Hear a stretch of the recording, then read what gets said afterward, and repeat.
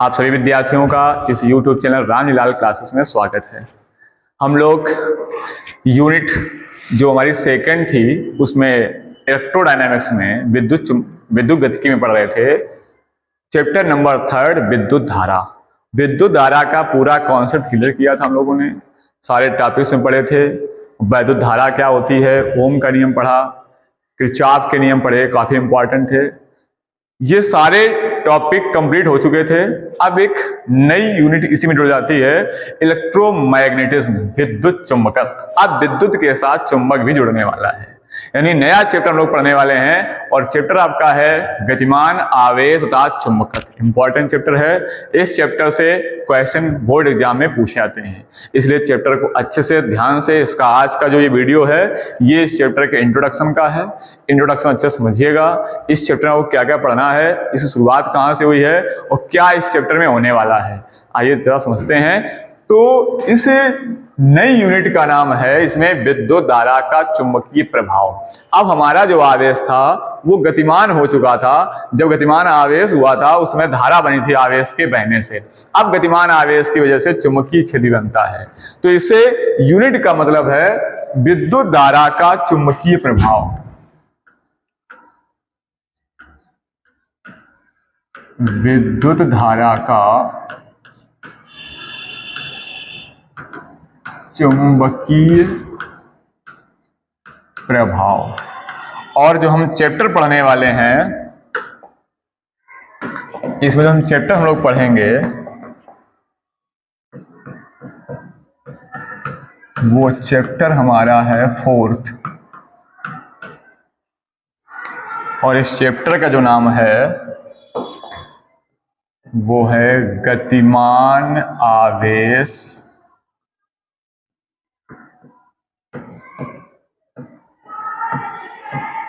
एवं चुंबकत्व।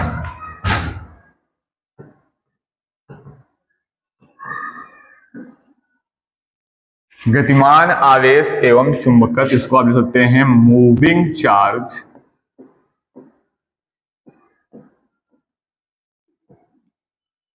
End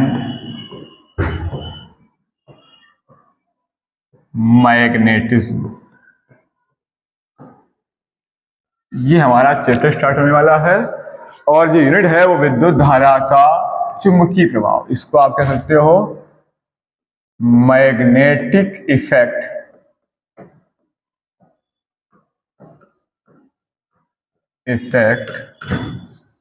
of electric current.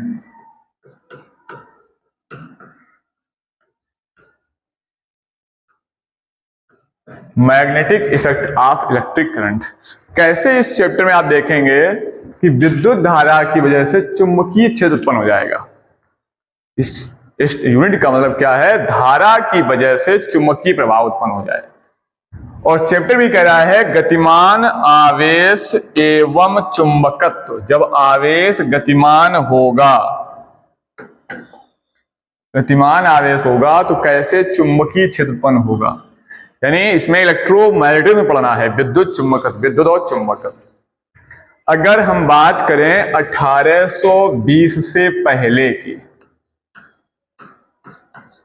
1820 के पहले विद्युत और चुंबकत्व ये दोनों कॉन्सेप्ट, ये दोनों सिद्धांत, ये दोनों घटनाएं अलग अलग लोग मानते थे, जानते पहले से वे थे। विद्युत और चुंबकत्व के बारे में बहुत पहले से लोग जानते थे, लेकिन दोनों घटनाओं को अलग अलग रूपों में समझते थे, अलग अलग तरीके से जानते थे। लेकिन 1820 में एक ऐसी घटना हुई है जिसके बाद से ये बात फिक्स हो गई कि विद्युत और चुंबक दोनों एक दूसरे से एक बहुत अभूतपूर्व आपस में संबंध रखते हैं। इन दोनों में एक रिलेशन रहता है। और ये बात बताने वाले वैज्ञानिक हैं ऑस्ट्रैंड। इनको ऑस्ट्रैंड भी कहा जाता है और इंग्लिश भाषा में इसको ऑरेस्टेड भी लिखा जाता है।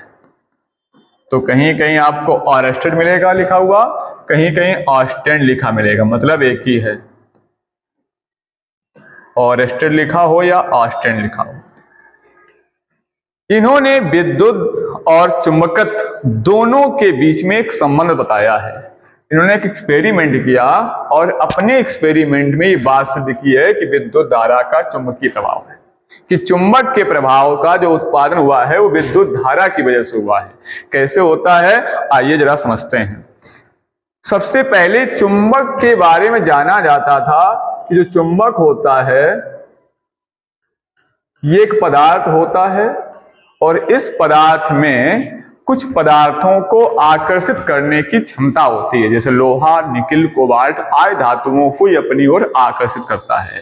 क्योंकि इससे निकलती हैं चुंबकीय बल रेखाएं, आप इसी टॉपिक पढ़ेंगे आगे, N से S की ओर।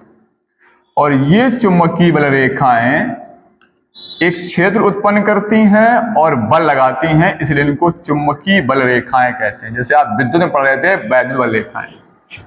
अब अगर इस चुंबकीय क्षेत्र में ये चुंबकीय प्रभाव कहां तक है ये हमें ज्ञात करना है, तो ये पता करने के लिए चुंबकीय सुई लेते हैं हम लोग। उस चुंबकीय सुई को कंपास भी बोल देते हैं या इंग्लिश वर्जन में इसको मैग्नेटिक नीडल कह देते हैं। ये एक चुंबकीय सुई होती है। इससे हम ये पता करते हैं कि किसी चुंबक के चारों ओर कहां तक चुंबकीय क्षेत्र फैला हुआ है और वो चुंबकीय क्षेत्र कितना स्ट्रांग है। ये पता करने के लिए हम एक चुंबकीय सुई का उपयोग करते हैं। ये आपकी चुंबकीय सुई है।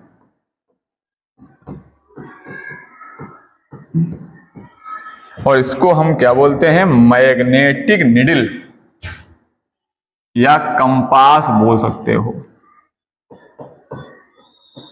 मैग्नेटिक निडल या कंपास कह सकते हो। ये क्या बताती है, चुंबक के चारों ओर उत्पन्न होने वाले चुंबकीय क्षेत्र को। इसका काम क्या है, जैसे ही किसी चुंबकीय क्षेत्र में पहुंचती है तो इस सुई के अंदर एक विक्षेप उत्पन्न होने लगता है, डिफ्लेक्शन स्टार्ट हो जाता है चुंबकीय सुई के अंदर। ये जैसे ही चुंबकीय क्षेत्र के प्रभाव में आती है ये कंपन करना शुरू कर देती है, विक्षेप इसमें होने लगता है, जिससे हमें ज्ञात होता है कि यहां इसके आसपास क्या है, एक चुंबकीय क्षेत्र है। यानी चुंबक को इसके पास लाने पर इस सुई में डिफ्लेक्शन शुरू हो जाता है, विक्षेप शुरू हो जाता है। ये चुंबकीय सुई चुंबकीय क्षेत्र में ही डिफ्लेक्ट होती है, ऐसा पहले से क्लियर था। सब लोग जानते थे कि अगर चुंबकीय सुई को चुंबकीय क्षेत्र में दिया जाएगा तो ये सुई डिफ्लेक्ट हो जाएगी, विक्षेपित हो जाएगी।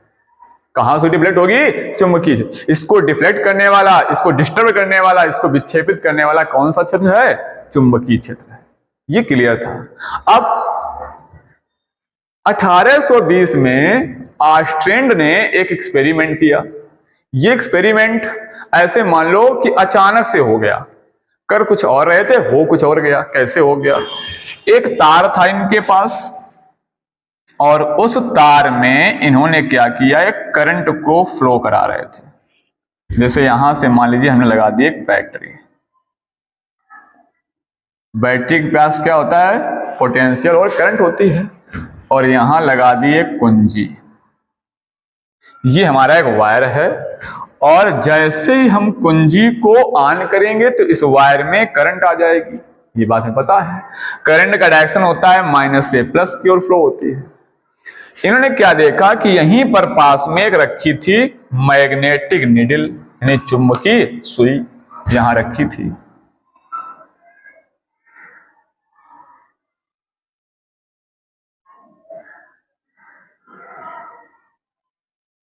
इस प्रकार से चुंबकीय सुई यहां पर रखी थी। अभी कुछ भी नहीं हुआ था। अचानक से क्या देखते हैं ये कि जैसे इस कुंजी को ऑन करते हैं, इसको अलग दिखाते जरा हम,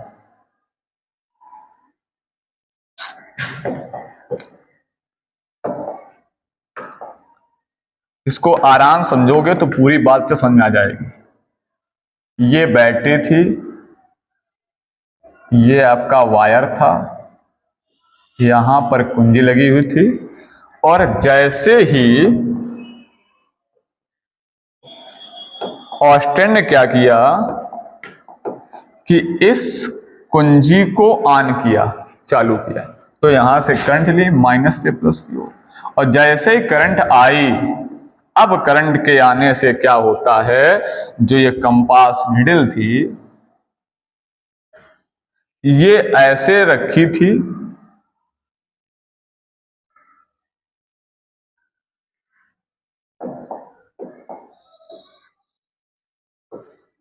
और ये यहां से ऐसे कुछ डिफ्लेक्ट हो गई, कुछ इस टाइप से हो गई।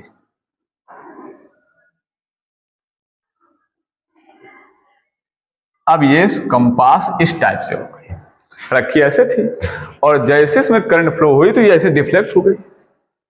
ऑस्टेंड को बड़ा आश्चर्य हुआ देख करके कि ये चुंबकीय सुई तो चुंबकीय क्षेत्र में डिफ्लेक्ट होती है जहां चुंबकीय क्षेत्र होता है, ऐसा पहले से क्लियर था। और यहां चुंबकीय सुई डिफ्लेक्ट हुई है, इसके डिफ्लेक्ट होने का क्या रीजन है, क्या यहां भी कोई चुंबकीय क्षेत्र है? अब उन्होंने क्या किया, अच्छा बोले करंट को डायरेक्शन चेंज करके देखते हैं। तो उन्होंने क्या किया, इस करंट का डायरेक्शन चेंज कर देखा। ऐसा समझिए इसको आप,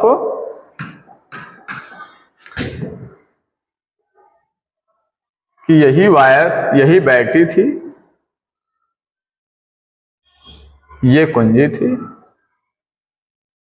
ये वायर था और यहां पर जैसे ही ऑस्टेंड ने इस कुंजी को फिर से ऑन किया, सॉरी गलती हो गई, यहां पर बैटरी ऐसे जगह देते हैं।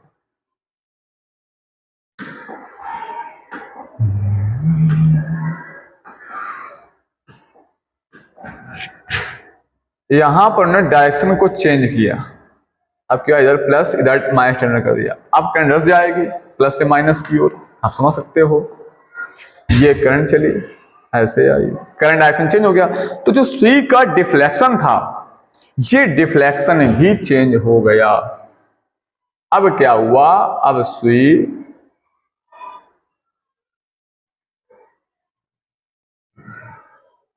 ऐसे डिफ्लेक्ट हो गई। देख लीजिए जरा, जब करंट नहीं थी तब सुई थी जो थी शून्य विक्षेप में थी, साम्य अवस्था में थी। जैसे ही करंट का फ्लो इस डायरेक्शन में हुआ सुई ऐसे डिफ्लेक्ट हो गई। जब करंट डायरेक्शन चेंज किया सुई ऐसे डिफ्लेक्ट हो गई। डिफ्लेक्ट हो रही धारा बहने से, धारा की दिशा बदलने से चुंबकीय सुई का डायरेक्शन भी बदल जाता है डिफ्लेक्शन का। और क्या देखा कि धारा के मान को बढ़ाने पर चुंबकीय सुई का डिफ्लेक्शन भी बढ़ जाता है और धारा के मान को घटाने पर चुंबकीय क्षेत्र का डिफ्लेक्शन भी कम हो जाता है। तो ये सारे एक्सपेरिमेंट करने के बाद ऑस्टेंड एक निष्कर्ष पर पहुंच गए कि अगर किसी वायर में करंट आती है, अगर किसी तार में विद्युत धारा का प्रवाह होता है तो इसका मतलब उसके चारों ओर भी एक चुंबकीय क्षेत्र उत्पन्न होता है और ठीक उसी प्रकार से जैसे चुंबक के चारों ओर एक चुंबकीय क्षेत्र उत्पन्न हो जाता है। जिस प्रकार से किसी चुंबक के चारों ओर एक चुंबकीय क्षेत्र उत्पन्न होता है, ठीक उसी प्रकार से किसी धारावाही चालक तार के चारों ओर एक विद्युत धारा प्रवाहित करते हैं तो तार में, तो उसके चारों ओर भी एक चुंबकीय क्षेत्र उत्पन्न हो जाता है। ये स्टेटमेंट दे दिया किसने, ऑस्टेंड ने। क्या स्टेटमेंट दिया कि जब किसी चालक तार में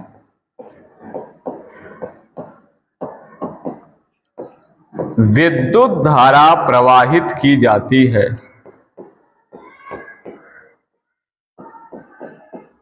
विद्युत धारा प्रवाहित की जाती है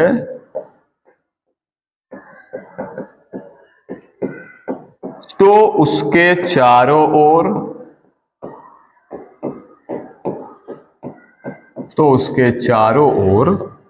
एक चुंबकीय क्षेत्र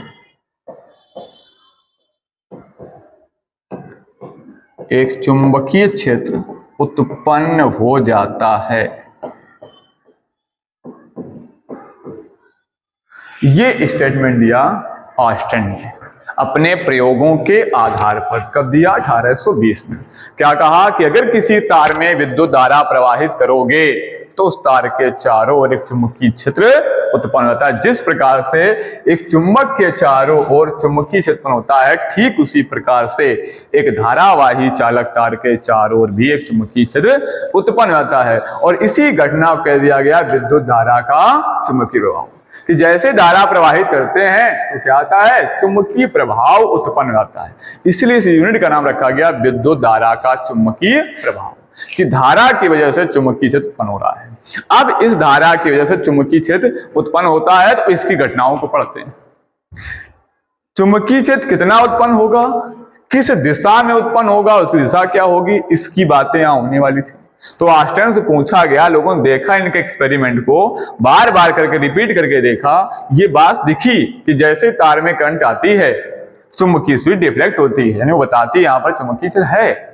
और जब धारा की दिशा बदल जाती है तो चुंबकीय सुई का डिफ्लेक्शन भी बदल जाता है। ये बातों से श्योर हुआ, कंफर्म हुआ कि नहीं, किसी तार में विद्युत धारा है तो उसके चारों क्या है, चुंबकीय क्षेत्र है।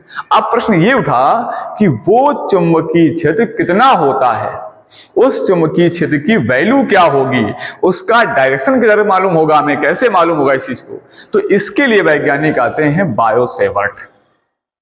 बायो-सेवर्ट बताते हैं कि हम ये बता सकते हैं कि किसी धारावाही चालक तार की वजह से चुंबकीय क्षेत्र उत्पन्न होगा, वो कितना होगा और किस डायरेक्शन में होगा। समस्या लेकिन ये थी कि बायो-सेवर्ट बोले हम पूरे तार की वजह से चुंबकीय क्षेत्र बताना हमारे लिए कठिन है।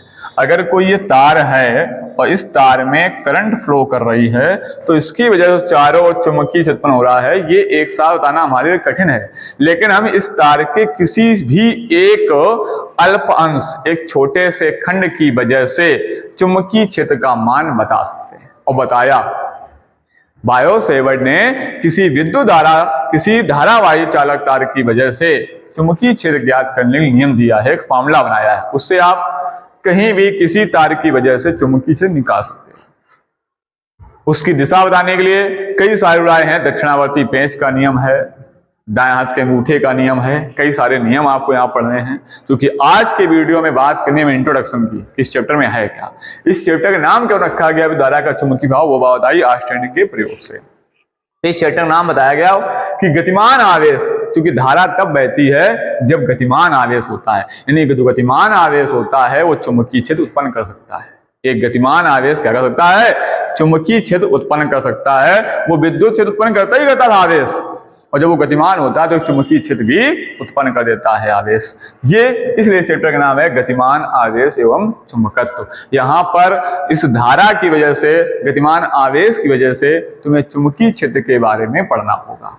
तो बायो-सेवर्ट ने बताया कि किसी धारावाही चालक तार के कारण कितना चुंबकीय उत्पन्न होगा। उन्होंने एक स्टेटमेंट दिया बायो-सेवर्ट ने भी कि current carrying wire produced to magnetic field around itself. अगर कोई करंट कैरिंग वायर है जिस तार से करंट ले जाई जा रही है, उस तार के चारों ओर एक चुंबकीय क्षेत्र उत्पन्न होता है।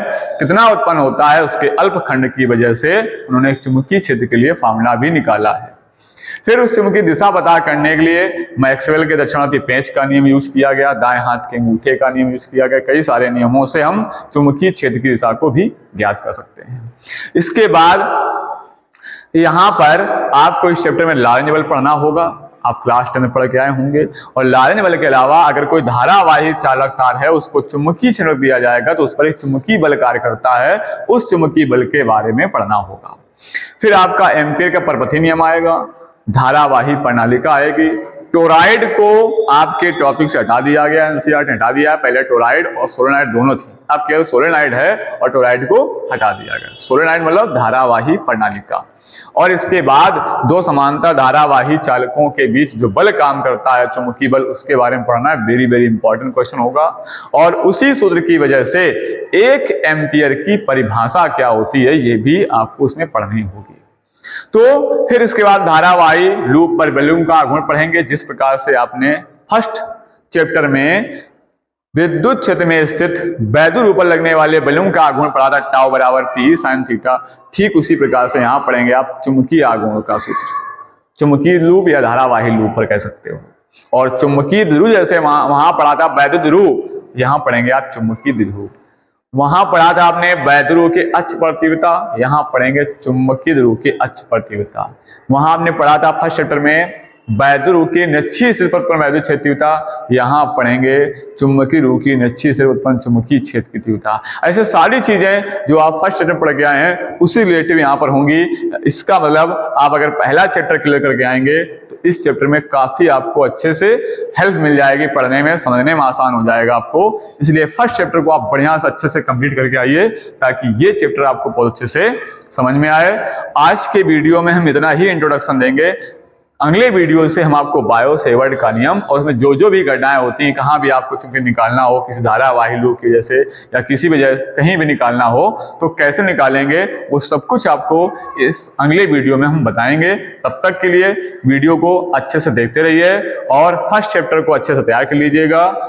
वीडियो को लास्ट तक देखें ताकि पूरी बातें समझ में आती रहें और अच्छे से आप हर चीज को, हर कॉन्सेप्ट को क्लियर कर पाएं। Thanks for watching my video.